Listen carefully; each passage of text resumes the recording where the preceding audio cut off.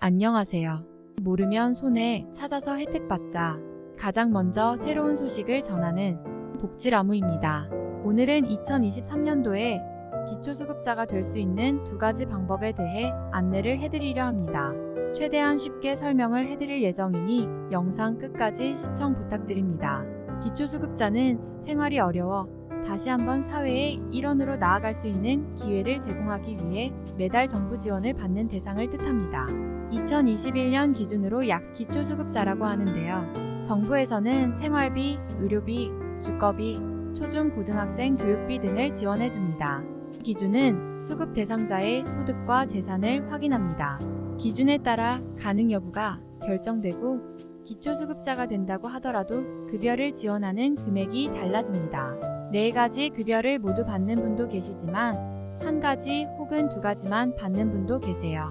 똑같은 생계급여를 받더라도 금액이 달라질 수도 있고 그렇기 때문에 자신의 소득과 재산이 얼마나 되는지를 아는 게 굉장히 중요합니다.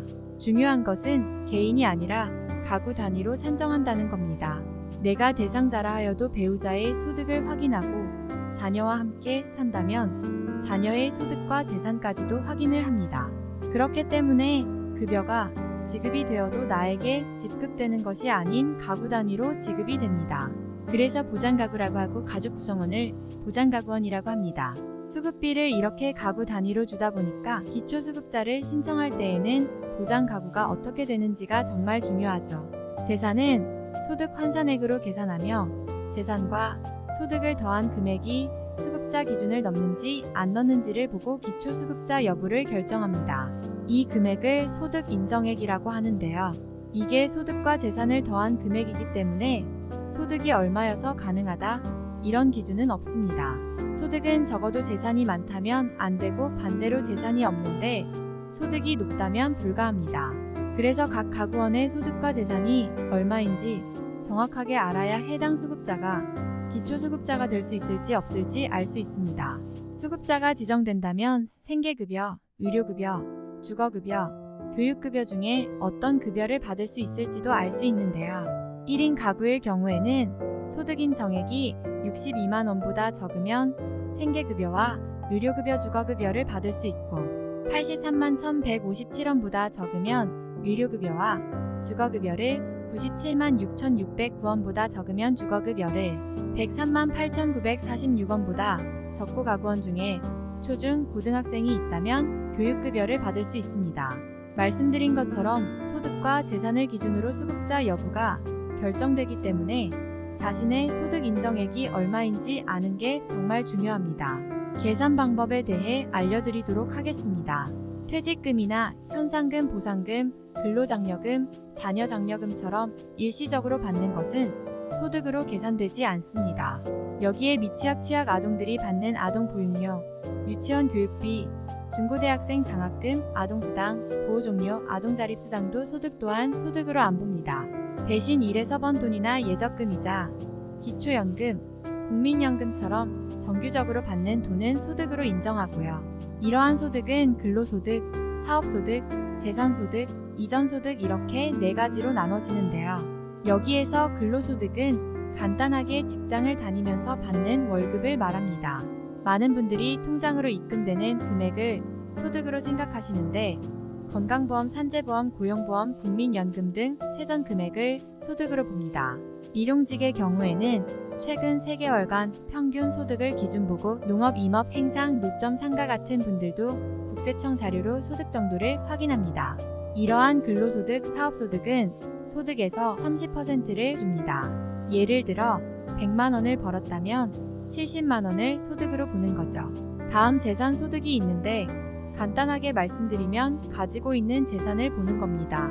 재산소득에는 임대소득, 이자소득, 연금소득, 주택연금과 논지연금 등이 있습니다.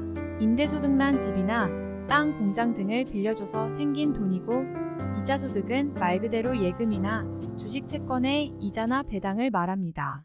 이전소득에는 정부 혹은 지자체에서 주는 공적소득이고 자녀나 아는 사람처럼 사적으로 주는 사적 이전소득이 있고요. 부양비 또한 이전소득에 해당됩니다.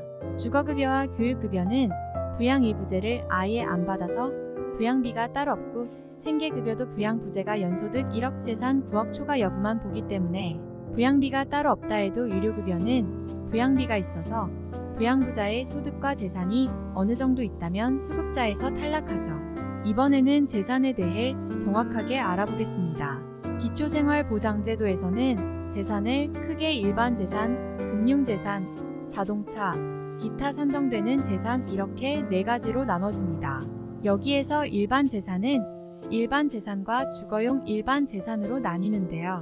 주거용 재산에는 재산 산정 금액의 100 곱하고 땅이나 건축물 분양권과 같은 그냥 일반 재산은 재산 산정 금액의 17%를 적용합니다. 그 다음 금융재산은 예적금, 보험, 환급금 등을 말하는데 재산 산정 금액의 620 적용해요. 자동차는 100%를 적용하고요. 그래서 같은 금액의 재산이 있어도 주거용 재산으로 있으면 소득 인정액이 더 적어지는 효과가 있어요. 그럼 많은 분들이 재산을 주거용 재산이 유리하다고 생각하실 텐데요. 정부는 주거용 재산 한도액을 둬서 주거용 재산이 해당 금액을 넘으면 일반 재산으로 계산해요. 이 주거용 재산 한도액 지역에 따라 한도액이 달라서 서울은 1억 7,200만원, 경기도 특례시는 1억 5,100만원, 광역시, 세종시, 창원시는 1억 4,600만원, 그 외 지역은 1억 1,200만원입니다. 그래서 주거용 재산이 이 금액을 넘으면 그냥 일반 재산으로 산정하죠. 간단하게 설명드리면 집 전세 보증금이 5천만원이라고 한다면 여기에 15 곱한 금액 %를 곱한 금액 즉 49만 4천원을 매월 소득으로 보는 겁니다.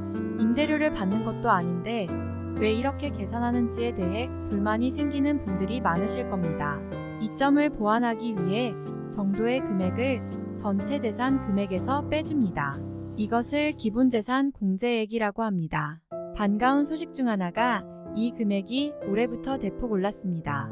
그래서 서울 경우 9,900만원, 경기 특례시는 8천만원, 광역시, 세종시, 창원시는 7,700만원, 그 외 지역은 5,300만원이에요. 초수급제라고 하더라도 갑자기 큰일이 생겼을 때를 대비한 생활준비금 정도는 있어도 된다고 생각하고 예적금과 같은 금융재산에서 500만원을 추가로 더 빼줍니다.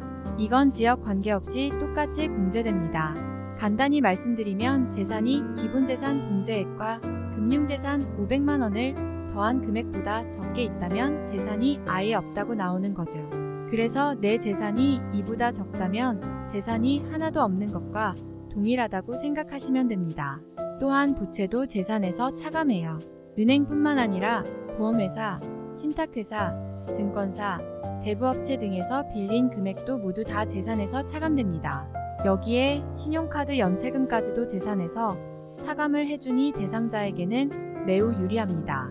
모든 재산 가액에서 기본재산액, 생활준비금 부채를 뺀 금액에서 재산 종류별로 소득 환산율을 곱하면 되는데 이렇게 해서 재산을 소득으로 환산한 금액이 나왔으면 이것을 처음 말씀드린 소득평가액과 더해요. 그럼 자신의 소득 인정액이 나오게 됩니다. 막상 이렇게 설명드리면 굉장히 복잡하고 어려워 보이지만 천천히 계산해 보시면 생각보다 굉장히 간단해요. 물론 가까운 주민센터 통해서 간단하게 알 수는 있지만 최소한 내가 대상자인지 아닌지 그리고 어떠한 방법으로 기준이 정해지는지 정도는 알고 계시는 게 좋을 것 같습니다. 오늘은 2023년도 기초수급자가 될 수 있는 기준과 조건을 알아봤습니다. 다음 영상에서는 조금 더 알찬 정보를 가지고 다시 찾아뵙도록 하겠습니다.